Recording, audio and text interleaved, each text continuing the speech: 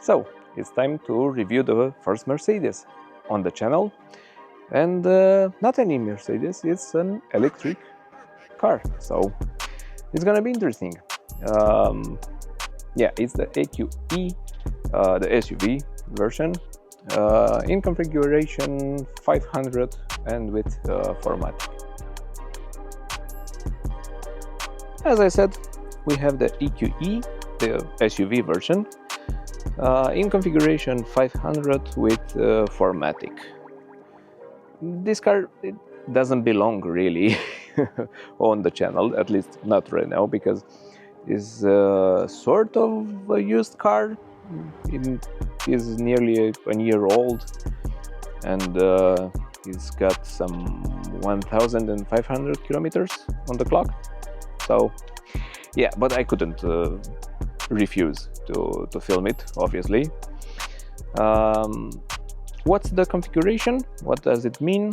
It means that we have two electric motors, one on the front axle, one on the back axle, with four-wheel drive and a battery size of around 105 kilowatts gross and about 95 net capacity. The power from the electric motors is around 408 horsepower, and the torque figure it's 858 or something like that. Lots of torque, but you do need it, because with such a big car and actually such a big battery, you also have huge mass. The car weighs something like 2.5, 2.6 tons. Yeah, it's gonna be interesting in the driving part. On paper, at least, the sprint from 0 to 100 happens in about 5 seconds, and the top speed is limited to 210 kilometers per hour. In terms of luggage space, it's more than enough. It's an SUV after all, so yeah, you can see our carry-on luggage looks tiny in here actually. I reckon you can fit about 8 such as our luggage in here, 8 pieces. You also have some hooks here, a 12-volt outlet, an additional space, storage space on the left side. Yeah, something like this. Underneath the boot floor there's a lot of space actually, and it goes until the rear bench. But you really need it because it doesn't have a trunk, so everything that you want to store not in the main compartment is gonna go underneath. The only downside, in my opinion at least, is the cover, which is not electrical in any way, so yeah, a bit weird. Now let's check out the back seat. Being a premium manufacturer, you would expect some premium materials, and you do get them. It's soft touch. Here it's covered in leather or something that resembles leather. As it is this part as well. You have ambient lighting with an interesting decor, even though I'm not sure about this piano black. I mean, it's gonna scratch just by looking at it, but anyway. A nice feeling armrest here, door handle as well, with the Burmeister sound system that actually seems to be metal. This one is plastic, and a pocket here on the door card, even though it's not covered. And actually, no, the material lower back, the material is quite hard and brittle. Weird. Anyway, on the back seats of the front seats, we have some storage space, and again it's a bit flimsy, this one. We only get a couple of USB-Cs in here, and a vent because it doesn't have a separate climate unit. And again, this plastic, not really sure. We do have some lights and a central armrest with a phone holder and a cup holder that is adjustable. As you can see, this is the space back here. Even though it's kind of a medium SUV for the EQE range, I mean, you still have the EQE S, which is even longer than this. You have plenty of room. The front seat is almost in line with the B-pillar, and I have more than a palm of space, almost 2 palms of space actually. And as for the headroom, again, more than a palm of space until the roof of the car, and we also have a glass roof, so this one actually eats into the space a bit, but no problem at all. So yeah, pretty comfortable back here. Also, if I stretch my legs in front of the under the front seat, as you can see, even though we have batteries under the floor, my feet are actually in an all-right position. It's not that bad. I do have some underthigh support. It's not long enough, but maybe that's just me. If you're a bit smaller in size, maybe you'll be even more comfortable. But other than that, yeah, I'm all right back here. More than all right, actually. If I were to nitpick something, the armrest on the door is a bit short. The door itself, actually, it's a bit short for my hand. But other than that, it's fine, more than fine. As for the front seats, the door card does have some, yeah, actually, no, the same materials, the same design, with some ambient lighting in here, actually. And the controls for the chair, for the seats, are on the door, with memory function, with heating, another speaker in here, and again some storage space, but with the same material in the lower part. And also we have something over here. I'm not sure if it's a speaker. It seems that way because it has the same logo. Anyway, in terms of the interior, the seats are more than comfortable. You can adjust everything from the door, except the lumbar support, which is still over here. But other than that, even the headrest is adjusted from the door. In terms of space, is more than enough. As you can see, I still have almost a palm for my knees, but again, the materials here on the left side are not great, and I'm tempted to use this part for resting my knee. Again, anyway, the glove box covered more than enough space. Yeah, that's all right. And lastly, let's check out the driver's side. I hate these door handles. The materials are identical, obviously. You do have some controls for the windows, for your outside mirrors, and it is capacitive. You push the whole area over here, and you also control the locking and unlocking of the doors from the inside. Oh, and it's another command here for the trunk opening. Other than that, the chair itself is identical. We do have electrical control for the steering column, the parking brake over here, and the controls of the lights. Now let's have a seat and actually start the car.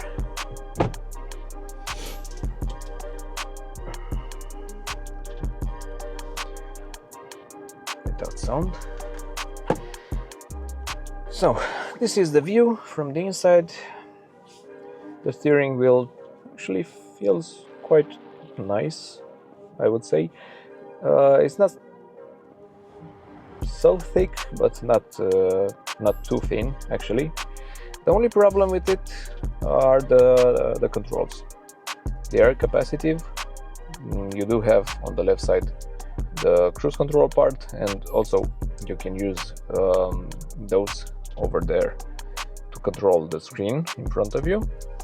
And on the right side, this part is for the multimedia system, and also on top you control the central screen with commands from here. Then we have some flappy pedals, but they are not for the gearbox, they are for regenerative braking. That's the direction selector, if you select drive or reverse or park, and the usual stock on the left side for Mercedes. The gauge cluster is digital. You do have a lot and lots of adjustments. You can configure whatever you want to see over there. Those lights from above that are flickering, you're not able to see them with your own eyes. It's just the camera that picks them up. The mirror is frameless, it's dimmable. Obviously you do have some ambient lighting over here, with controls for the lights, with Mercedes Me function, with SOS button. You can control the sunroof from here, and that's pretty much it. Then going a bit lower, we have the massive display for the hyper screen, and as you can see, we also have another display for the passenger. Yeah, interesting design. Going a bit lower again, underneath this cover, we have induction charging for your phone, a couple of USB-Cs, a couple of cup holders that are adjustable and can be removed entirely. But again, the material is not what I was expecting from Mercedes, but anyway, yeah, let's close that part. Then you have some capacitive controls again with the hazards. At least this one is physical button, and the start stop button, even though I'm not sure why do we need it. Anyway, fingerprint scanner, that's nice. And then the armrest, which opens in a split way with another set of USB-Cs, and actually it's quite deep. That's nice. Oh, and I almost forgot, we have some storage space underneath the front console with another set of USB-Cs. Yeah, again, that's nice. And now you've joined me in the driving part of the review. The first impressions are interesting, to say so.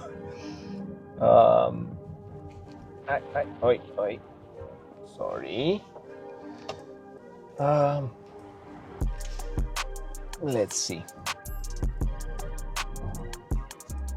Yeah, we have an electric vehicle, so there are no engine noises inside the cabin, and if you're sticking with the legal speed inside the city, the village, 50 kilometers per hour, it's actually comfortable, well insulated. It's a delight. We'll see more about higher speeds as we go, but the first impressions are positive. The pedals have a nice feel to it, to them actually. The brakes are easy to operate, and you also have regen. that also helps. But you still have to be really careful, because the car is hefty. Come on, it's over 2.5 tons. You need to plan ahead. God forbid you end up in a situation when you have to emergency brake.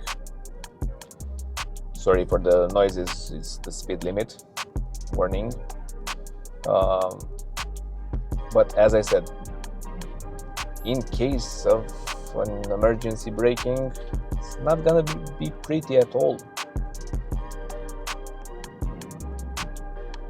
Yeah, it does have a lower center of gravity because of the battery, but even so, it's quite a tall car. The suspension, I was expecting it to be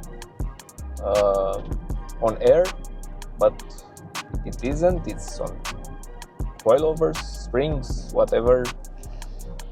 So it's comfortable, don't get me wrong, especially on this model that has 20-inch rims, which are small for this model, and it does have a healthy amount of rubber on them as well. It's comfortable, and you feel the car really planted. But I think if it would have air suspension, it would be obviously even better, like a true Mercedes should be. In terms of the steering feel, again, I'm a bit surprised, because I thought it would be easier to turn the steering wheel, but on contrary, it's a bit hard. You do feel the road actually, which is interesting because you're so high up, and yeah. But no, the steering feel, it's direct, it's on point. Again, not something that I would expect from a vehicle like this one. Let's see, what else? Another surprise, and not necessarily in a good way, it's the noise insulation. Not that it doesn't have noise insulation, because it does. But it could have been better. I looked at the windows, the lateral windows, and they only have one sheet of glass, which is odd. It's odd on a vehicle that costs more than 100,000 euros. Boggles my mind actually. But as I said, it's weird. It should have double glazed windows as standard. Anyway, we'll reach the highway soon enough, and we'll see what's the noise inside the cabin, and how the car feels.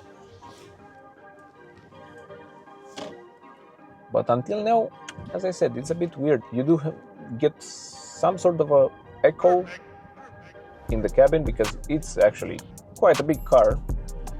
So yeah, I can hear a tiny bit of the suspension working.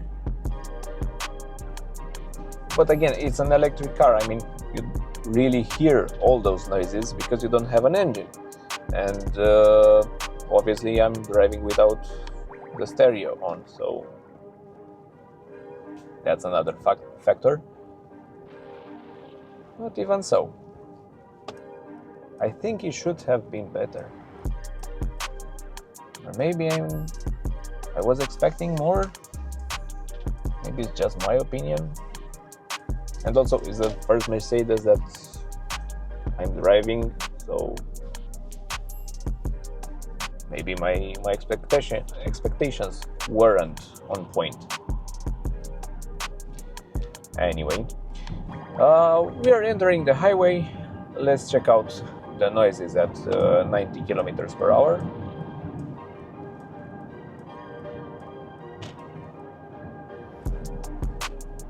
Which is now.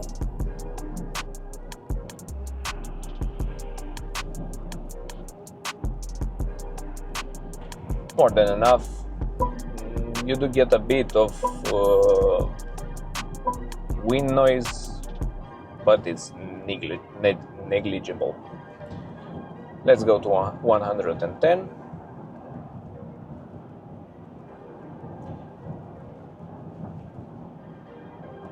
Now I'm starting to pick up some tire noise as well, and the wind noise is more preeminent. But again, the assistance systems are weird. It shows me 80 kilometers per hour limit, but it's not, it's 130. I'm sure of it. Anyway, let's keep on going to 130, which is now.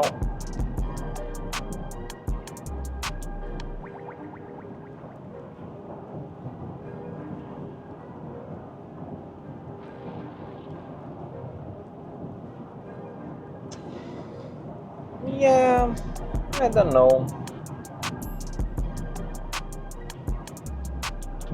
You get a lot of wind noise, which on one hand it's expected because it's a big car, it's an SUV, it has large mirrors on the outside, but even so, it's a premium SUV, it's a premium car. It should have been better, no? Anyway, at 130 actually, I managed to pick also the noise from pick up the noise from the tires as well. And again, I thought that it's a bit more insulated, at least on the lower half of the body. Yeah, it's weird. And also, as you can see, the road surface is actually pretty crappy, even though we are on the highway, but that's Romania for you. At speed, the suspension feels a bit unsettled. I understand why, because it does have to deal with more than 2.5 tons of weight, and with lots of inputs from the motors, the power, the torque, and it's quite a tall car, so it needs to be a bit stiff to keep it on the road after all. But again, I have some mixed feelings.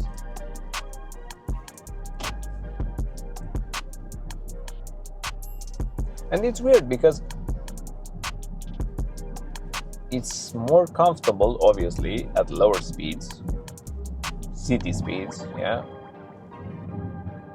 If you have the stereo on, the sound system on, then you can go to about 80-90 kilometers per hour without any problems, in full comfort. But that's pretty much it. And it's weird because yeah, it's an electric car, so obviously you could drive it inside the city. It doesn't care that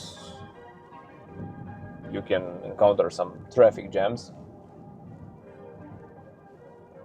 But really, it's quite a big car. I mean, do you really want to drive it inside the city? Yeah, I suppose. Again, the speed limit warning is not 30 over here. Come on. Anyway, maybe it is 30 because we have potholes. They were quite deep, actually. Stop bugging me. Oh, and again, some potholes. Well, now I see the advantage of sort of a stiff suspension and the steering feel. It changes their direction quite nice.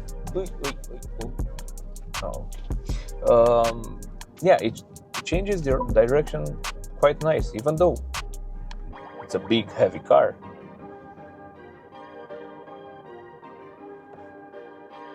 Well, yeah, that's that.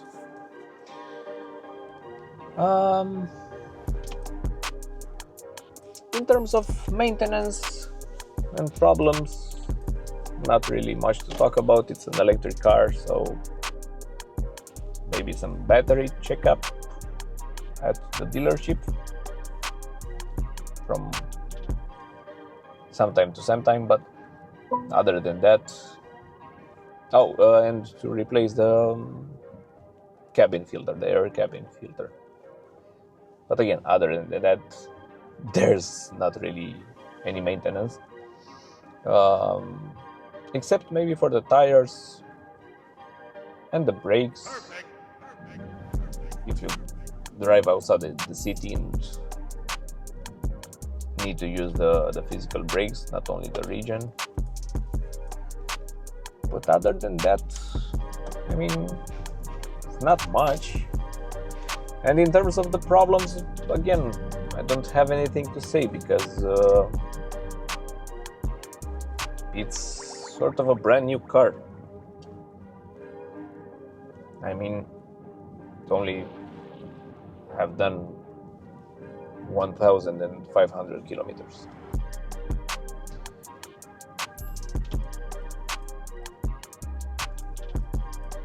Now, I'm gonna try a sprint from something like 10 kilometers per hour to 90.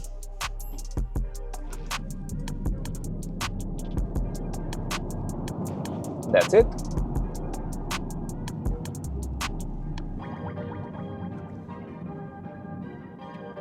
Yeah, it's an electric car. I mean, it does shut off quite easily, and being four-wheel drive, it can put the power down, but it's way too heavy. That's the main issue, at least in terms of braking, because yeah, the performance is there, 400 horsepower, they're enough. Let's check out some bends.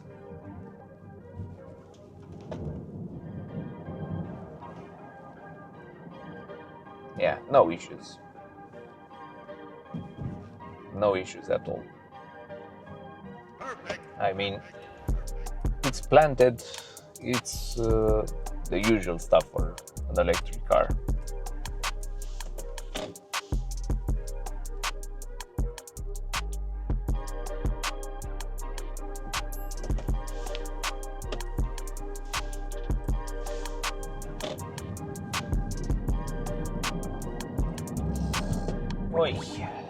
But on heavy braking,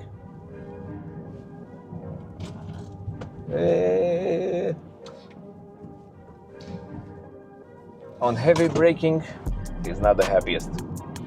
And keep in mind, on those bends, on the downhill, I was doing only 50 kilometers per hour. So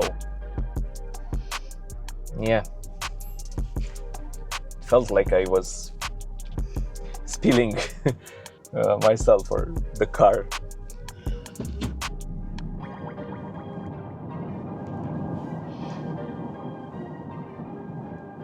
So yeah, in terms of the performance, is more than enough.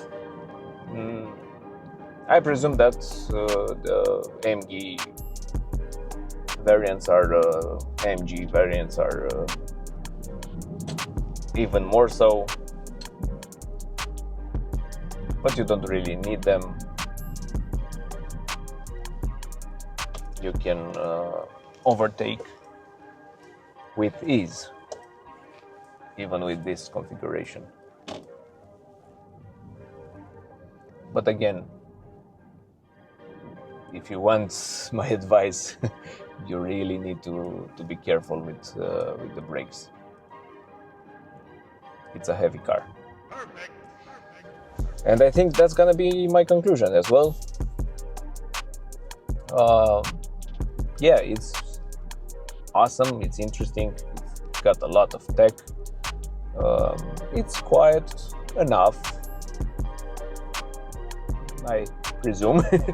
It's comfortable enough, but I'm thinking of some other thing.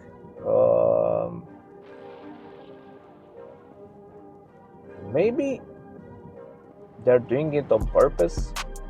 I mean, you're obviously getting air suspension and double-sided windows on the EQS. So maybe that's why they're not putting them on this car. At least not as standard equipment.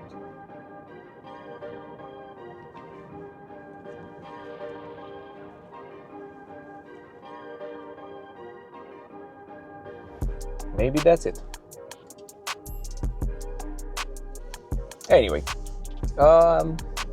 this is pretty much my review. I enjoyed the car, don't get me wrong. I enjoyed driving it. It does feel really imposing on the road, but you also have to be careful with it. As always, thank you for watching. If you want to share your impressions, you can leave them in the comment section or on social media. And until next time, see ya.